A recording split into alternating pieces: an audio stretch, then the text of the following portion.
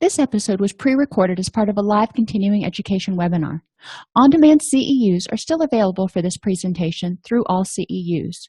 Register at allceus.com/counselor toolbox. I'd like to welcome everybody to today's presentation on relapse prevention groups for addiction and mental health disorders. I am Dr. Dawn-Elise Snipes. Today, we're going to identify or define what relapse is, identify triggers and warning signs, review relapse syndrome and possible interventions, explore the acronym DREAM, identify vulnerabilities and exceptions, and develop a relapse prevention plan a little bit, or we're going to talk about what we can do.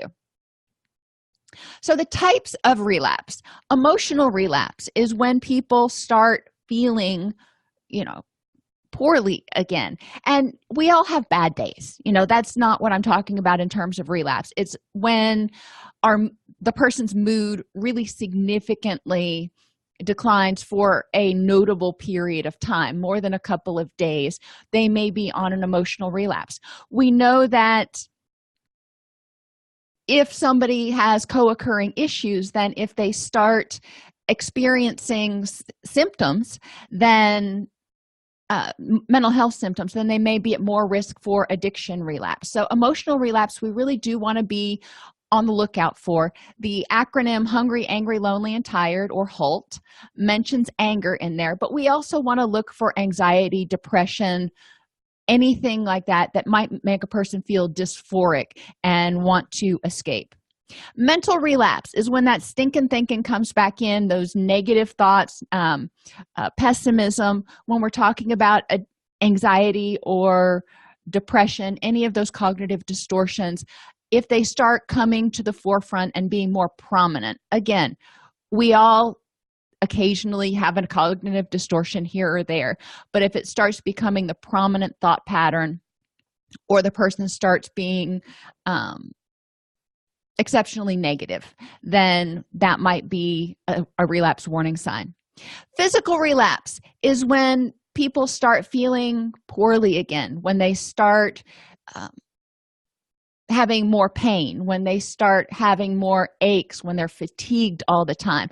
This is an indication that a mood issue may be coming back along, and or that whatever their co-occurring physical issues that may be causing their pain are not being adequately addressed, and they're having some breakthrough pain or what have you, which could again prompt a relapse of mood or addictive disorders. And then behavioral relapse is when we start doing things that we know are not in our best interest. We start doing those things that we did before that may have led us to where we were. If we're talking about somebody who was clinically depressed and they were overworking and not getting enough sleep and creating all sorts of vulnerabilities so their body couldn't operate optimally. And behavioral relapse can also be, in terms of addiction, just engaging in that behavior again. Relapse warning signs that we want to think about, and our first activity relates to relapse warning signs. Emotional cues: anger and irritability, anxiety, depression, resentment, mood swings, and boredom. And these can be emotional warning signs or cues for our mood disorders as well as addictions. Mental cues, as I mentioned before: negativity, cognitive distortions like all or none thinking, concentration problems, memory problems, and rigidity or problem-solving difficulties. When people are in the throes of anxiety, depression, or addiction, a lot of times these things go out the window. Physical cues: sleep problems, insomnia, or sleeping too much, or going to sleep and then waking up at 1 a.m. and not being able to get back to sleep, any of those sleep disruptions. Appetite problems: we know that these go along with a lot of our mood disorders. Medication noncompliance is another physical cue that we may look at. Fatigue, pain, and just general muscle tension can be an indication of a relapse warning sign. I know when I get stressed, I have TMJ, or it gets worse, and my jaw will actually pop really loudly, and the pain in my jaw is excruciating when I'm really stressed. So that is a physical cue for me that I need to rein in my stress level. And yes, that's even when I'm using a splint, as they so nicely call it. Social cues can include hanging out around unhelpful or negative friends, isolation, not asking for help, keeping secrets, and stopping going to meetings or support groups or counseling.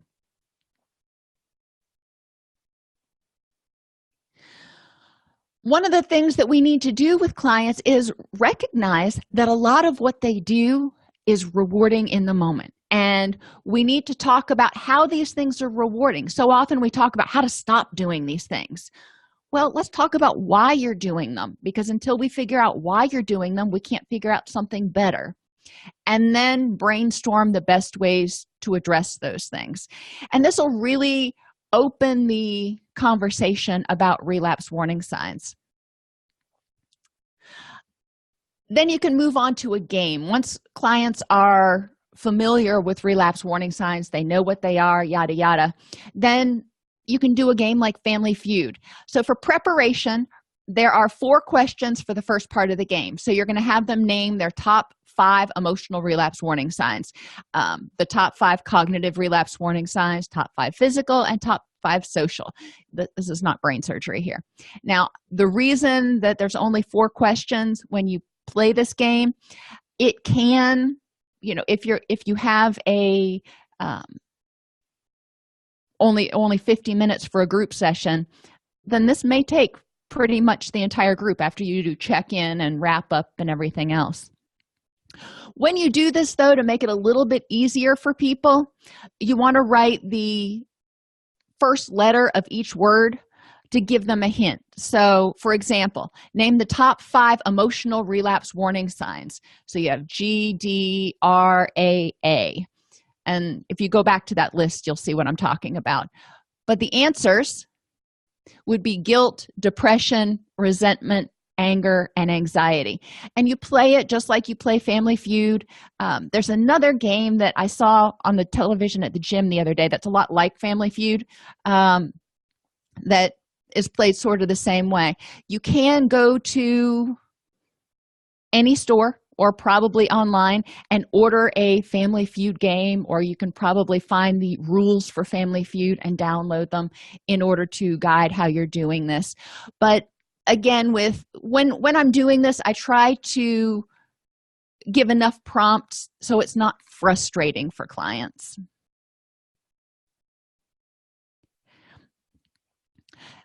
The next activity that you can do for warning signs and triggers is to have people identify key questions to address each relapse warning sign. So how are you feeling? That's, if we're talking about emotional relapse warning signs, we already answered that question.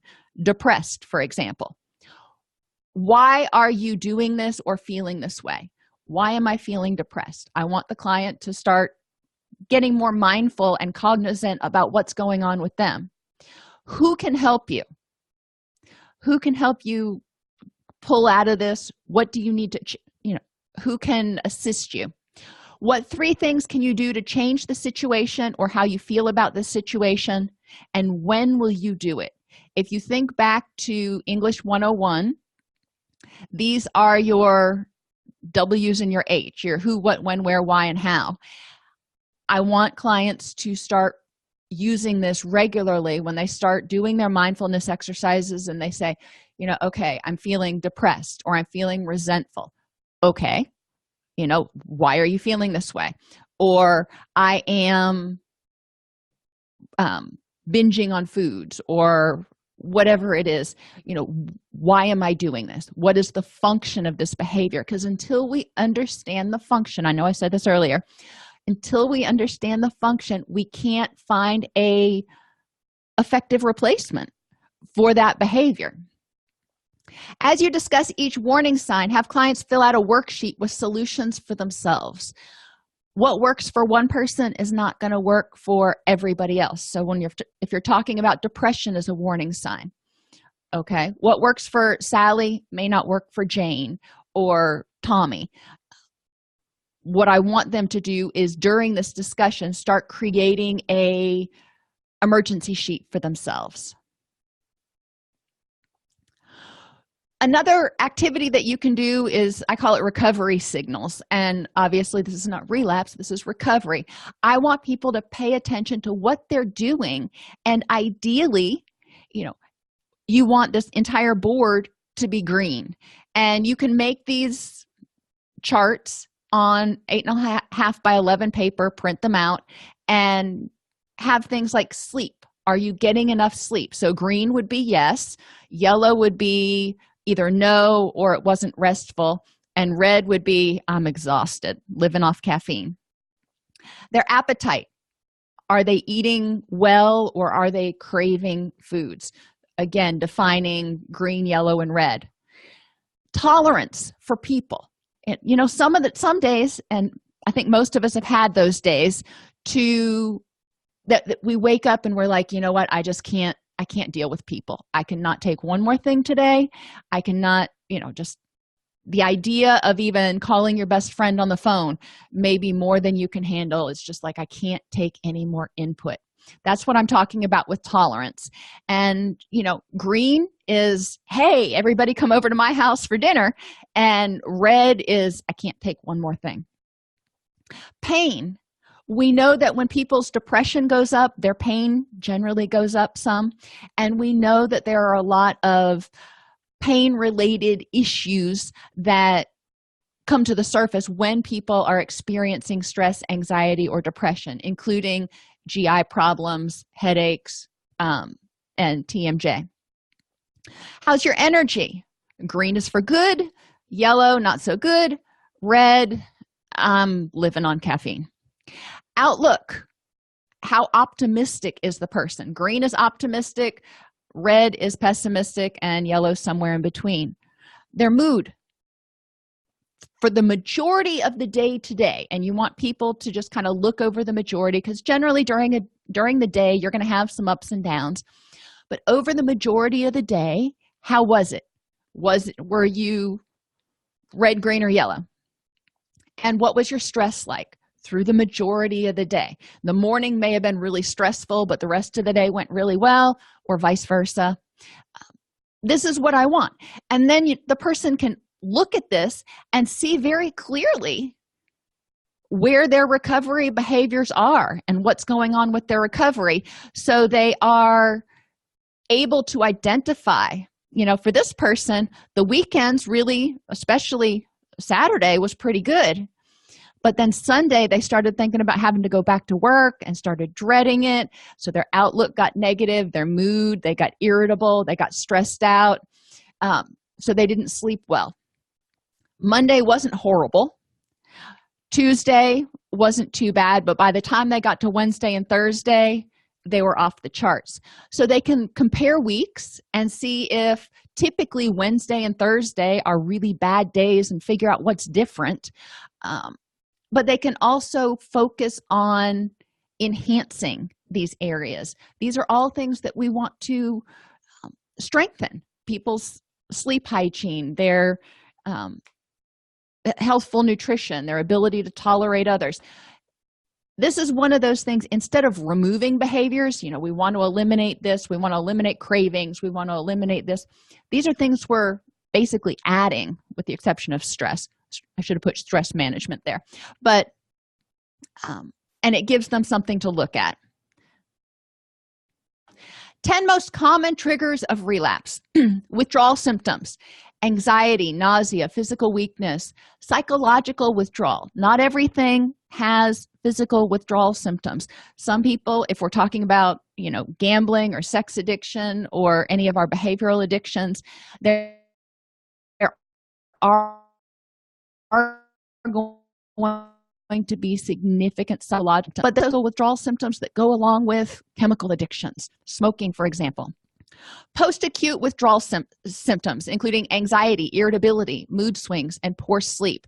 We're going to talk about this in terms of post-acute recovery syndrome later, because you see it in addictions, but you also see it in anxiety and depression. Poor self-care, ineffective stress management, not eating healthfully, not getting enough sleep, just doing these things that are creating vulnerabilities. People in our lives can be triggers for relapse.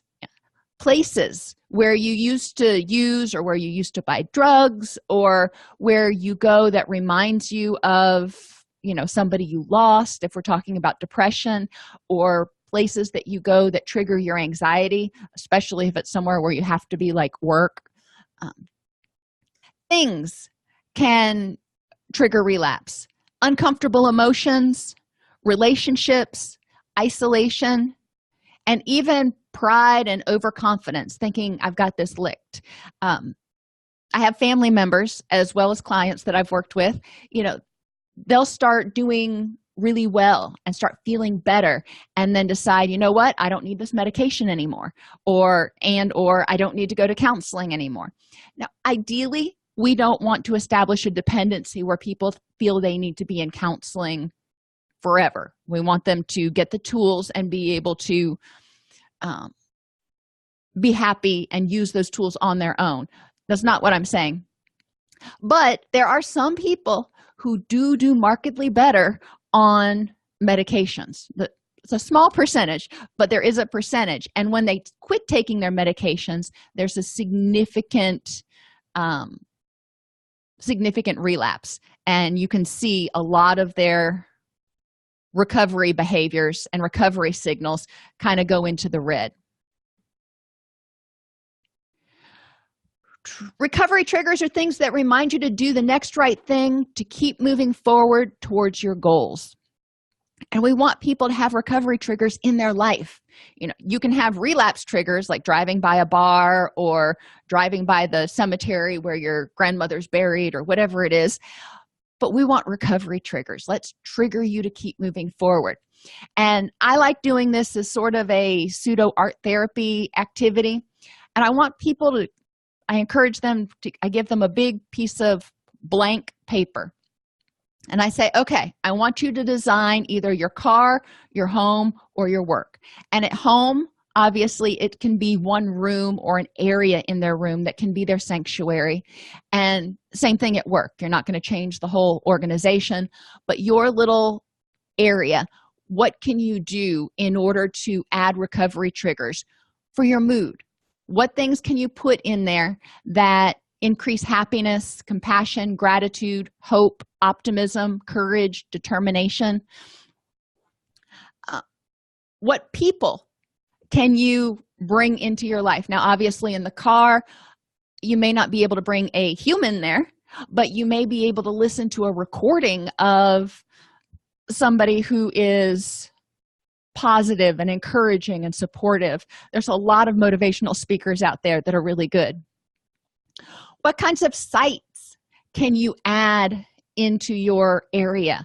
It can be decor, like dishes, a cup that has a saying on it, or pictures that you put on the wall.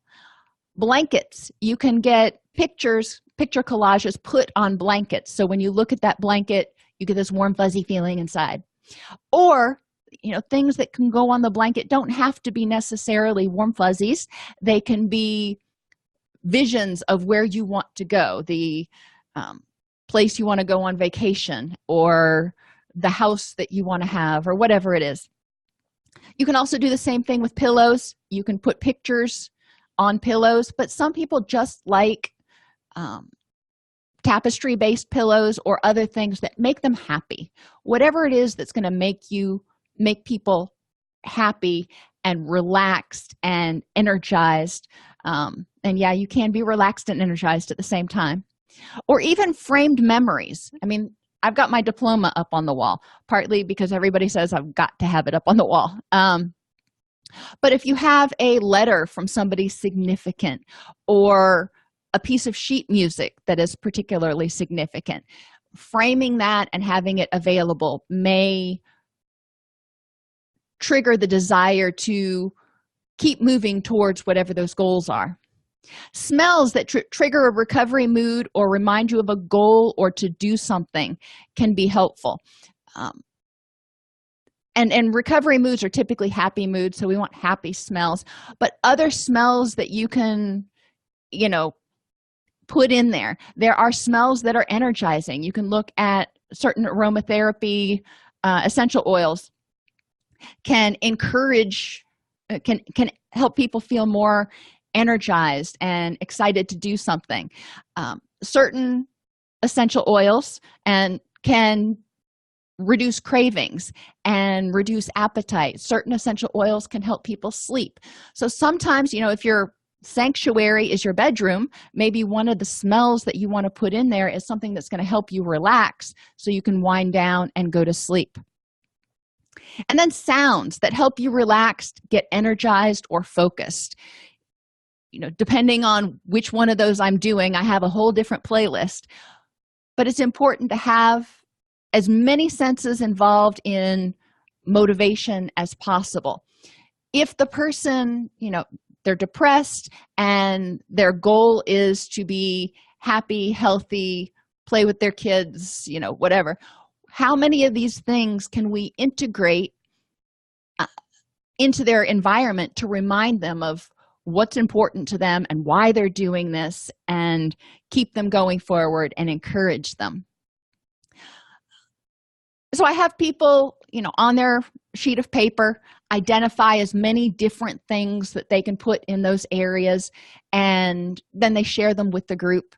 So it can be kind of fun. They can hear different suggestions for how people might be creating their own little micro sanctuaries, so to speak. Goal awareness is another important thing in recovery. You know, why am I doing this? Why am I doing all this hard work? Because recovery is not always easy. Life is not always easy. Recovery is about heading toward a happier, healthier life as the person defines it. So they've got to define it. So, for example, for me, and you know, these are just a couple of the things on my list, but relationships that are important. My relationship with my kids, so that they trust and confide in me and, you know, want to spend time with me at least a little bit. They're teenagers, I get it. Pets that are happy, and yes, pets go into relationships for me. Activities, run a marathon, foster rescue animals. Health, have ample energy throughout the day and be in relatively good health. And things, I don't have a lot of things that are on my list, but own my own house and be able to comfortably pay my bills. Those are my goals. You know, put those out there, and then I can ask myself when things happen, is this helping me move towards my goals? For, you know, sites, I can put pictures of marathon runners. For smells, well, I can put the smell of my gym, but you know, thankfully my gym smells pretty good. But there are a lot of different triggers I can put ever present. In a goal awareness worksheet, and this is what you have clients do, you have them identify who or what is important over on this left side. What can you start doing this week to move toward that goal? So with my kids, it's really important for me to do a family dinner every night. My son doesn't get up until later, and my daughter's up before the chickens. So breakfast time is not the best time for us to congregate. Dinner, everybody's awake, and we generally have an enjoyable meal. Schedule in 30 minutes a day to play with my animals. That's important. It's important if I want to have that relationship with my critters, then I need to make that a priority. What do I need to stop doing this week to move toward this goal? Working at home. When I take my work home and I start working at home, then I typically can forget or get caught up and not have time to go outside and play with the dogs or whatever. To run a marathon, you know, what can you start doing this week? Start a marathon training plan. What do I need to stop doing this week? Well, marathon training plans take a lot of time, so I'm going to have to cut out some of my television. Have clients go through their goals like this so they can start seeing the things that they need to add and maybe some of the things that they need to replace. Post-acute recovery syndrome. Remember, I said we're not going to talk about withdrawal because when you apply it to mental health and substance abuse issues, there's a lot of similarities. In post-acute recovery syndrome, people have an inability to think clearly when they are recovering from depression or anxiety. And think about most of your clients, or yourself if you've experienced clinical depression or anxiety. There are days, you don't just start going to counseling and then wake up and magically one day, poof, it's all gone. There are days that are better and days that are worse. But as you get closer to recovery, those bad days are fewer and less intense. The same thing is true for people who are recovering from addiction. They don't just go through detox and poof, they don't have any cravings anymore and, they're fixed. It's a process. It's a process for the body and the mind to recovery. So the first year, expect there to be, days that you wake up and you're like, oh, I thought I was past this. That's just a day that you've got to get through. And helping clients recognize this instead of feeling like, oh, here we go again. Recognizing it as what it is in the moment.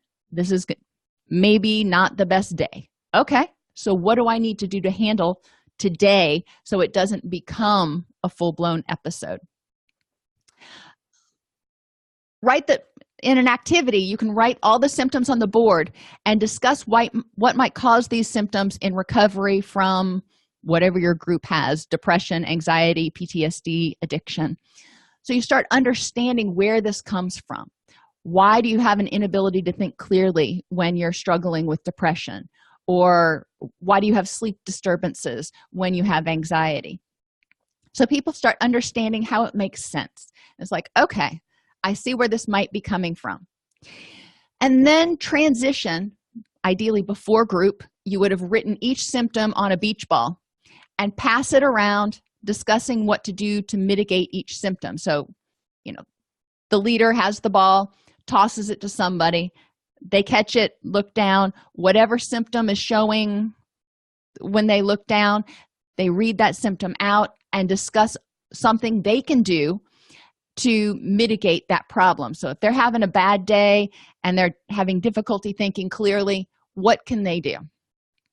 Write things down, eliminate any unnecessary stressors, whatever it is that works for them. So you start creating this whole toolbox full of things to do to handle post-acute recovery symptoms.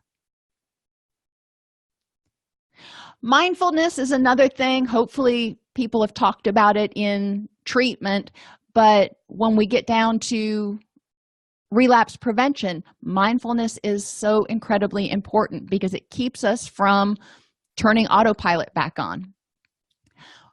One of the tricks I like to do, I hate to use the word trick, but it kind of is, when people come into group, I ask them, how you doing? When somebody comes up to you at work and says, hey, how you doing today? What do you say? Pretty much without fail, people say, I'm good, or I'm fine, or whatever, and they go about their day. Now, is that how they're really doing? Maybe, maybe not. But that's the autopilot response to that question. So as people start coming into group, I ask each one, how are you doing? And they generally give me some sort of canned response like that. And I keep note of how many vague or non-mindful answers I get. Then we talk about how being aware of how you feel emotionally and physically and what your urges and thoughts are is essential to sustain recovery. If you're not paying attention, then you can start feeling depressed and run down and exhausted. And if you let that go on for too long, then, quote, from out of the blue, a depressive episode has snuck up on you. Well, if you look back, and if you would have been being mindful, you would have seen the progression and you would have seen it starting to come on. I emphasize with them that mindfulness is non-judgmental acceptance of the present moment. It's just looking at what's going on or asking yourself, how am I doing right now? Not saying I should be doing better or I shouldn't feel this way. It's just, it is what it is. If I'm unhappy about having to go to this meeting, okay, I'm unhappy about having to go to this meeting. Willingness to explore how to improve the next moment. I'm unhappy about having to go to this meeting. What can I do to improve the next moment? One of the places that I worked, once a month, we had these supervisory meetings, and there were about 70 supervisors, and each person would get up there and give a department report. So you can imagine it was a long meeting, usually 6 to 8 hours. It was an entire day. I don't sit still for that long. I know that's a surprise. So every month when that meeting would come up, I'd be like, oh, I can't believe I've got to go to that meeting. And I was irritable about it. Well, being irritable about it didn't change the fact that I had to go. So then I started exploring in my mind, what can I do to make it more tolerable, which is kind of my way of saying improving the next moment. So I would find one of my colleagues that I enjoyed spending time with, and we would sit together and pass notes and be, somewhat, well, we wouldn't be disruptive, but kind of like high school kids. Go around the room and have each person complete a mindfulness worksheet. I'll show you in a minute. And then give them 21 copies to complete during the next week, so they're completing one at each meal. Start getting them in the habit of being mindful. The mindfulness worksheet is very simple. How am I feeling or thinking emotionally, mentally, physically, and what are my urges? What's going on with me right now? For example, I just ate a big meal before class, so I am full and I'm kind of tired, and my urge is to go lay down and go to sleep. Not that I can do that, but just recognizing that's how I feel. I'm ready for a nap. Why do I feel this way, and what can I do about it?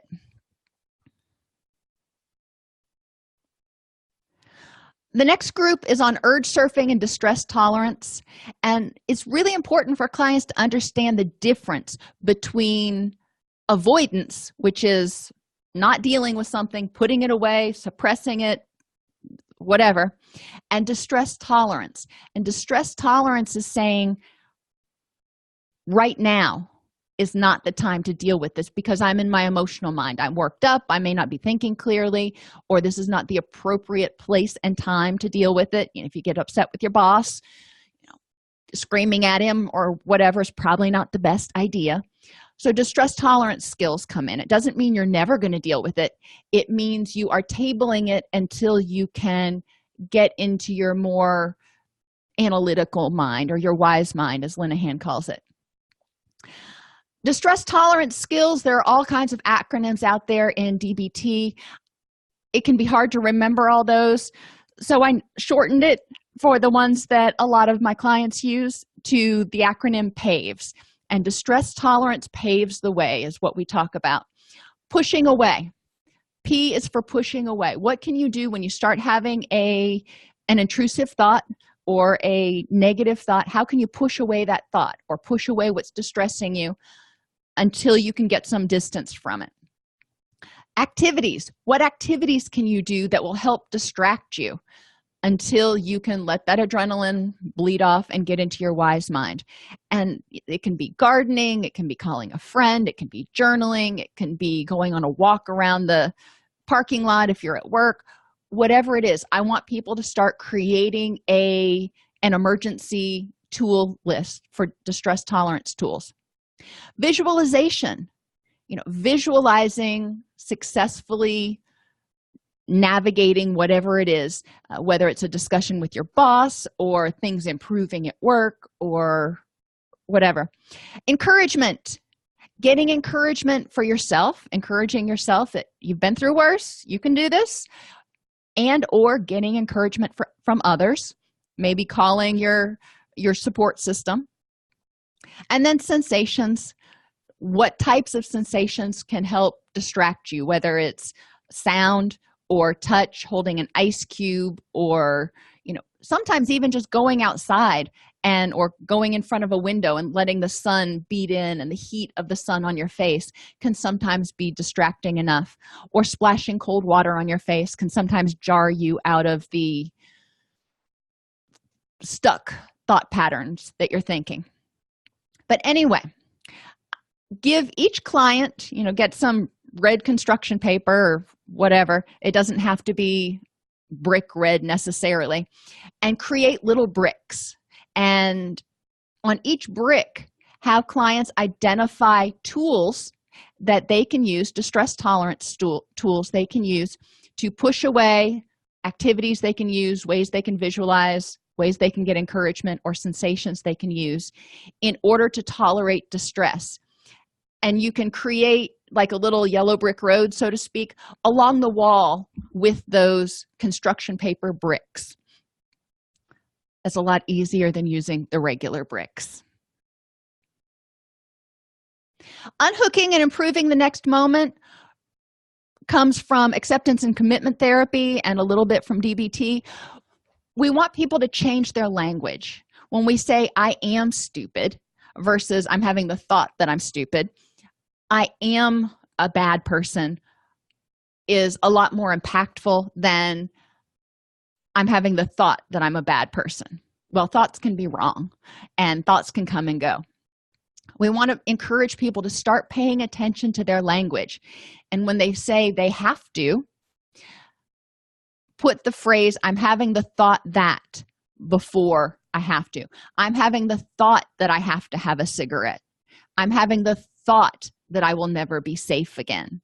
I'm having the thought that I'm a burden to my family. Okay, well, then from there, we accept thoughts and feelings as they are. Validate that. Okay, that's what the thought that you're having right now. Okay, now, what can you do next to improve the next moment? We're not going to contradict it. We're not going to shame them for having that thought. It's a thought they had. Okay, what do we need to do now?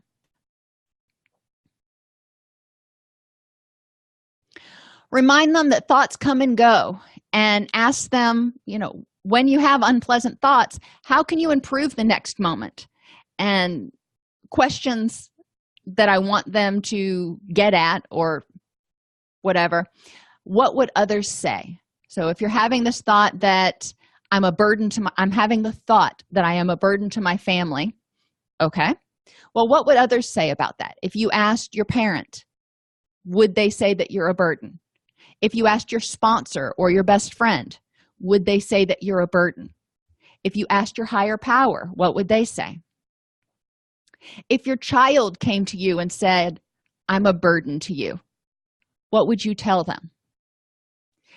And how do you need to handle the situation to keep moving towards your goals? So whatever's going on that's making you feel like you're a burden, maybe it is oppressive depression, okay?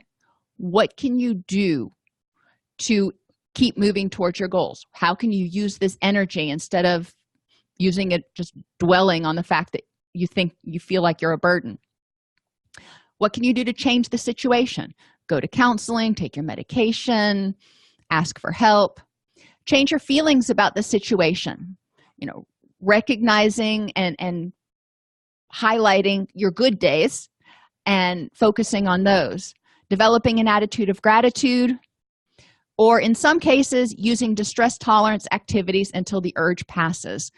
Sometimes we have days or hours where we feel like a burden, or we feel unlovable, or we feel however, and engaging in distress tolerance activities so we don't keep telling ourselves that and holding on, hooking to that thought.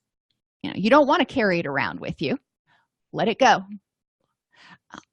So distress tolerance activities can help people get their mind in a different space so that thought can just fly away.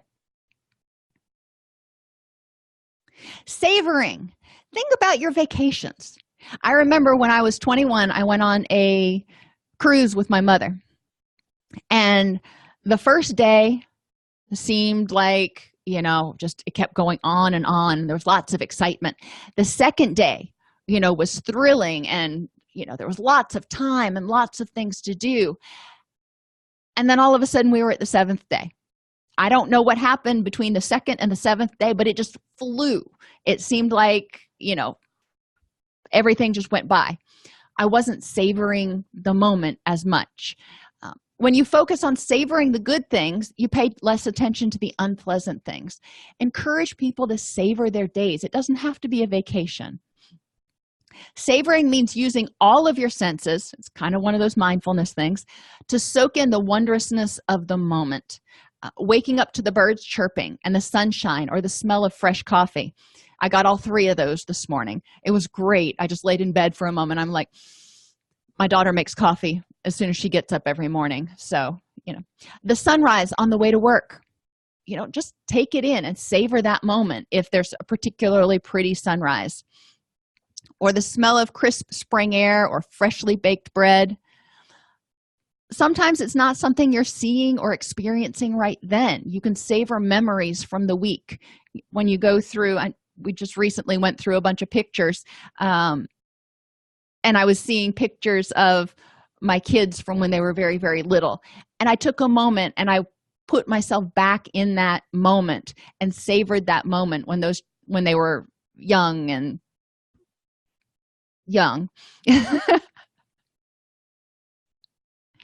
Vulnerability prevention. And you can have people, going back to savoring, encourage them to think back and identify 3 things that week that they want to savor, 3 things that were worth savoring, and encourage them tomorrow and henceforth to find at least one thing every day to savor, whether it's, the sunshine or the bunny rabbits, or you can see what I savor. But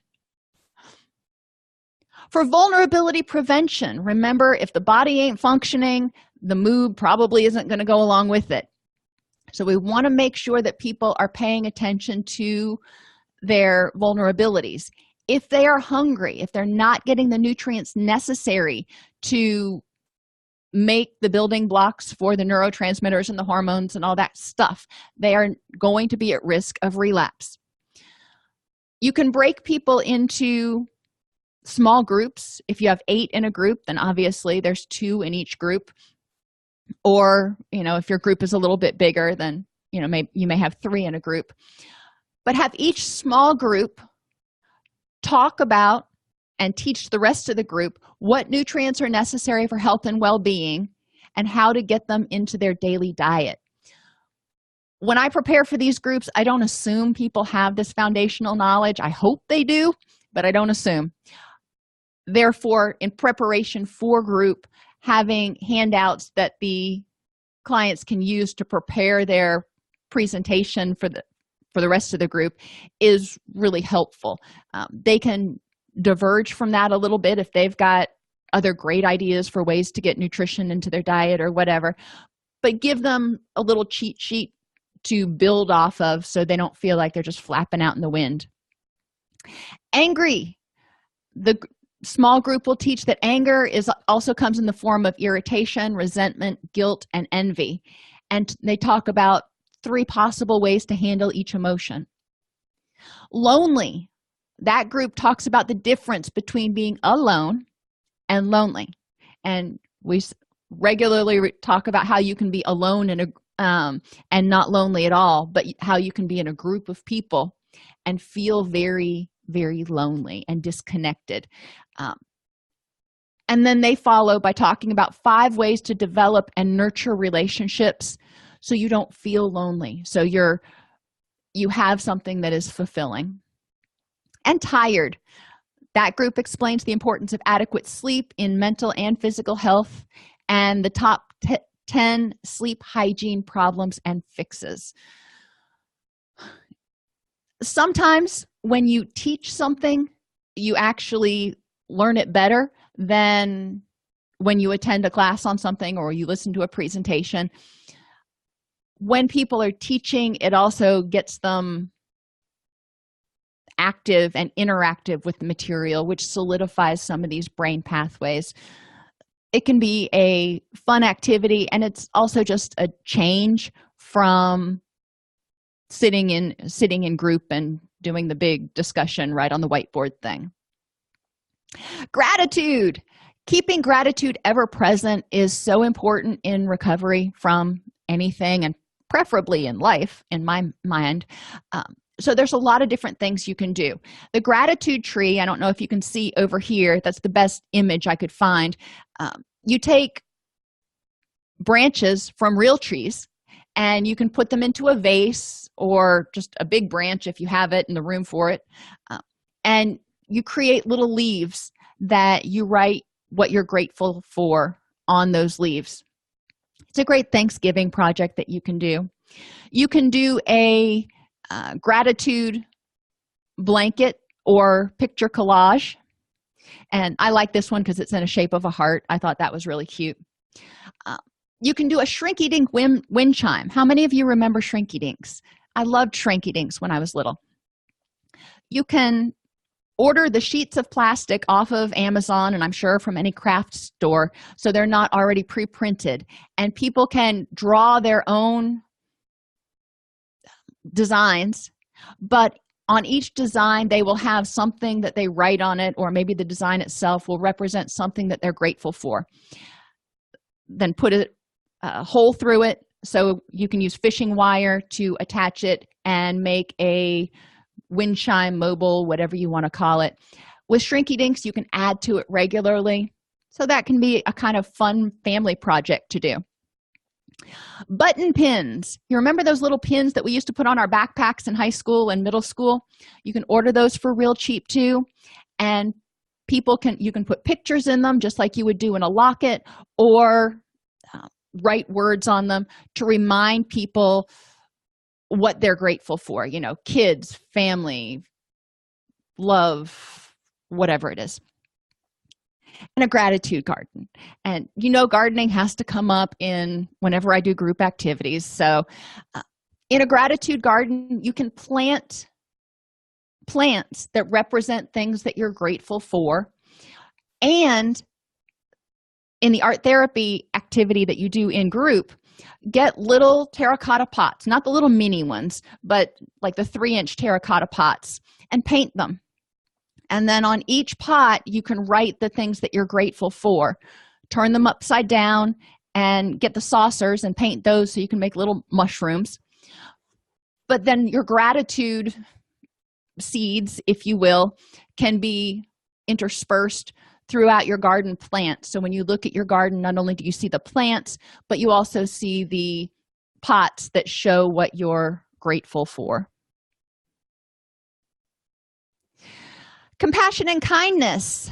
Self-compassion can help us be kinder to ourselves and reduce guilt and self-anger. Compassion towards others can reduce anger and resentment.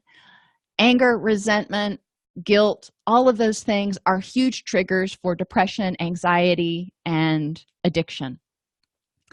Create what I call them compassion cards. I didn't know what else to call them. Go to the store and get the business cards, that you run through like a laser jet printer that are perforated, and create compassion cards. On each card, write a uplifting statement. You can do this. Tomorrow will be a better day. Whatever people can think of.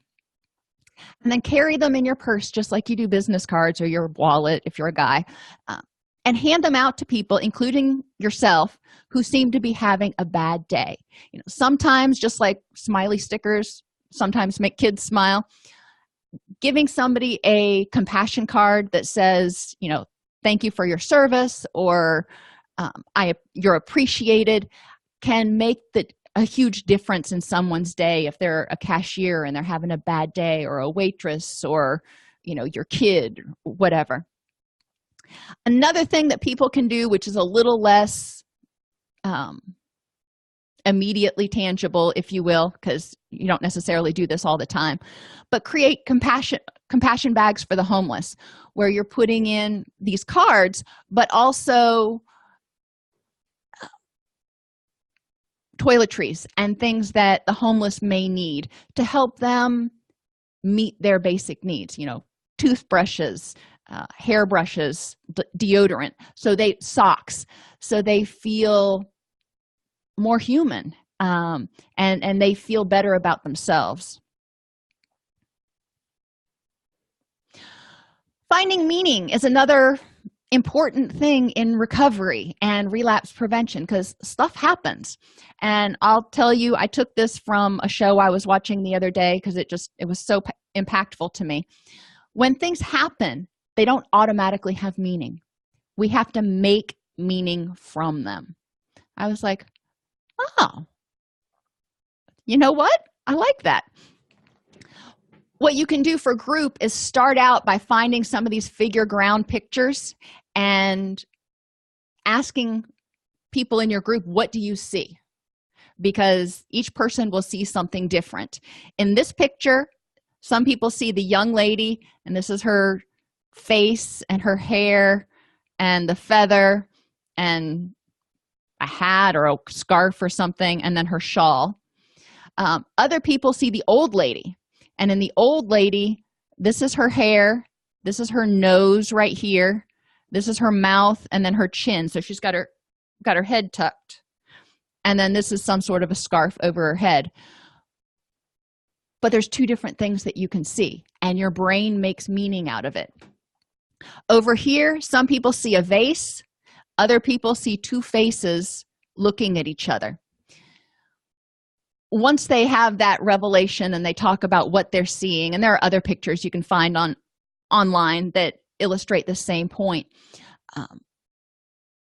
they can start to see how different people see different things in different pictures.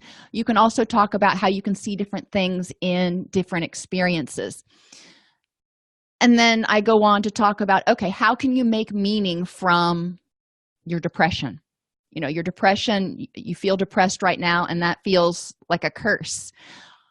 How can you make meaning from it? What good can come out of this? Optimism and dialectics is the next group. Have the group apply optimism and dialectics to 20 things that your group regularly complains about. And I just came up with some ideas here. An overbearing mother. There are some of them. I was watching a show. I watch a lot of shows from the 80s the other day, and the kid kept referring to his mother as a smother because she was just all up in his business and totally enmeshed. However, overbearing mothers can be a lot to deal with, but generally they care. And so there's the dialectics. This person is overbearing, but she's doing it out of love. If you've got too much work to do, and not enough time in the day, you may be grateful for the fact that you've got a job. Your kids, you just cleaned the house and it's a disaster already. Well, yep, kids do make a mess, but aren't they wonderful little bundles of joy? And you can see how going through this, there's a negative to it, but what's the positive? Why is it worth having in your life? Car trouble, for example. Well, yeah, that's a pain. I hate it when I get a flat tire. However, I'm grateful for the fact that I've got a car. And finally, just the facts, ma'am. Emotional reasoning can lead to anxiety and feeling hopeless and helpless or depressed. Have people make a list of 10 beliefs that may keep them stuck or cause stress, like relapse is inevitable. In addiction, you hear that a lot. In mood disorders, you don't hear it as much, but it is a relatively common belief that if I was depressed once, I'm going to be depressed again. I'm a burden and useless. People are horrible. I hear that statement a lot, especially, over the past few years as it seems like there's more divisiveness and snipping, if you will, at one another. Okay, so these are beliefs that may cause stress or keep us stuck or afraid to move forward. So we take those beliefs and we check the facts. What are the facts for and against your belief? That relapse is inevitable. Does everybody relapse? Well, no, there are people who don't. Have you relapsed before? Maybe, maybe not. Depends on the person. But looking at the facts. What's the probability of your belief? What is the probability that you're going to relapse?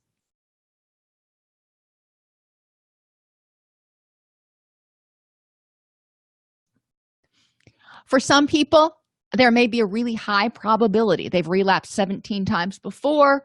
Chances are they may relapse again, especially because they're not following their treatment plan or something. Is this worth your energy? Is it worth worrying about the fact that relapse is, or thinking that relapse is inevitable, or doing something to prevent relapse? If so, well, in the case of relapse, I would hope so. What can you do about it? What can you do to reduce the probability that you're going to relapse? And what are the facts? What do you know that has led to your relapse in the past? For I'm a burden and useless. Okay, what are the facts for and against your beliefs? In what ways are you important to other people? In what things do you do? In what ways are you a burden? There's a difference between feeling like a burden and being a burden, and that's really important for clients to differentiate. When I got sick a couple of years ago, it was in the middle of planting season, and there was a lot of stuff that needed to be harvested, and I hated to make my kids come out and help me harvest because I know they hate that. I felt like a burden, but they didn't mind. They were willing, they were happy to go out and help so I could get better. So as opposed to being a burden, I felt like a burden, and that was the difference between factual and emotional reasoning. Is this worth my energy to do something about, so I am not a burden? Well, sure. Okay, then what can I do about it so I can dispel this thought that I feel like a burden? And then add to the positive. Just eliminating the negative probably won't get the job done. Get plastic balls or those plastic Easter eggs and write something people are commonly eliminating to be happy. So on one, you'll write resentment, on another, bad relationship, another, money problems, hated job, yada, yada. And you'll fill up your box with these eggs. Put them in a box decorated with a heart and explain to a group that this box represents their heart and their happiness. Take out each egg one by one and discuss how that helps people be happier. If I get rid of this resentment, how is it going to help me be happier? Well, it's going to free up energy and yada, yada. When the box is empty, show them that life and their heart may be empty if they don't focus on also putting good things in. Well, if I get rid of the resentment, what am I going to do instead? Got to add something in there. If I end this bad relationship, I'm going to have lots of time on my hands. I don't necessarily need to jump into another relationship, but what am I going to do instead? Have them write on eggs, or you can label eggs with things to put in the box so you don't have to buy as many eggs.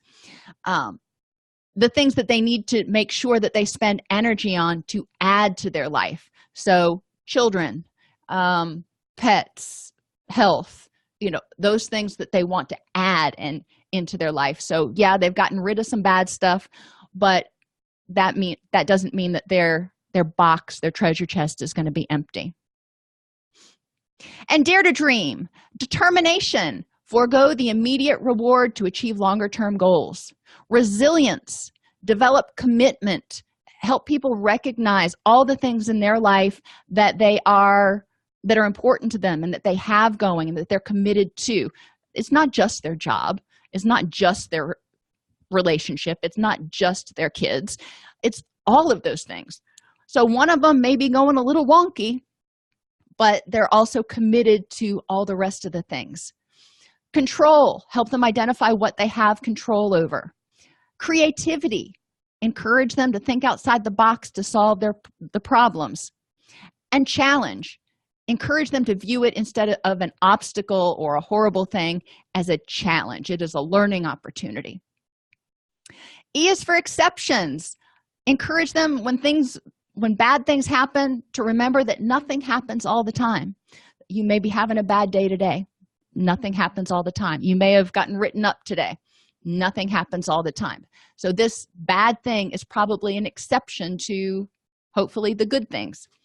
Awareness. and this goes back to mindfulness, encouraging people to be aware of their physical, emotional, cognitive, interpersonal, and environmental states.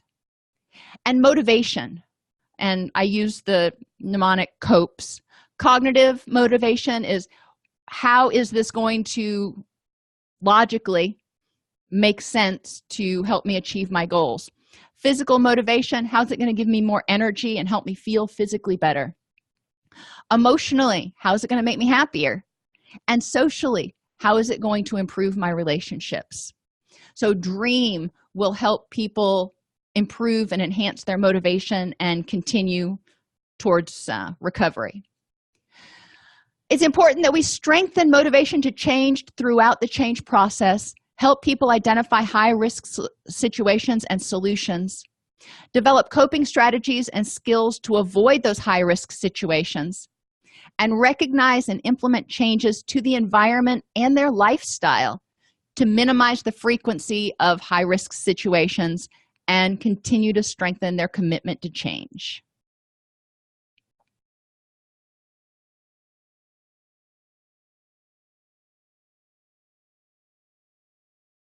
Between writing notes, filing insurance claims, and scheduling with clients, it can be hard to stay organized. That's why I recommend Therapy Notes. Their easy-to-use platform lets you manage your practice securely and efficiently. Visit therapynotes.com to get 2 free months of Therapy Notes by just using the promo code CEU when you sign up for a free trial at therapynotes.com.